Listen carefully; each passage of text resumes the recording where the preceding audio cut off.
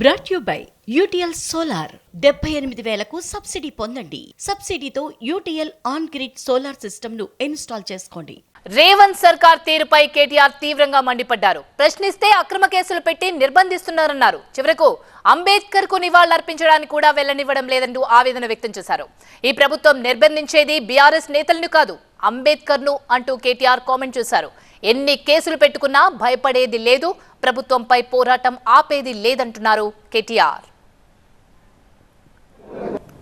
వాళ్ళ మీరు నిర్బంధిస్తున్నది, అణిచివేస్తున్నది మమ్మల్ని కాదు, భారత రాష్ట్ర సమితి నాయకులను కాదు, మిమ్మల్ని ప్రశ్నిస్తున్న వాళ్ళని కాదు.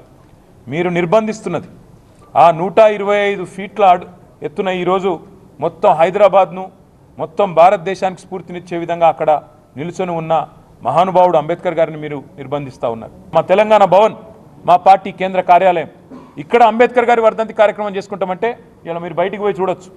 గేటు ముంద ఈరోజు దాదాపు ఒక 100 మంది పోలీసులు ఉన్నారు. ఇదేనా ఇందిరమ్మ రాజ్యం అంటే? మీరు చెప్పిన ఇందిరమ్మ రాజ్యం ఇదేనా?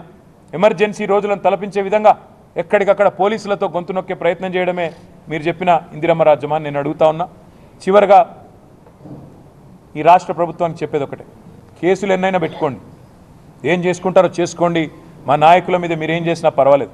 కానీ 9వ తారీఖు నుండి ప్రారంభమయ్యే శాసనసభ సమావేశాల్లో, శాసన మండలి సమావేశాల్లో తప్పకుండా మీ ప్రభుత్వం యొక్క నిర్వాకాన్ని, సంవత్సరం పూర్తయిన తర్వాత మీ రాష్ట్ర ప్రజలకు చేస్తున్న అన్యాయాన్ని ఎలుగెత్తి కొట్లాడుతూనే ఉంటాం, ప్రశ్నిస్తూనే ఉంటాం, పోరాడుతూనే ఉంటాం.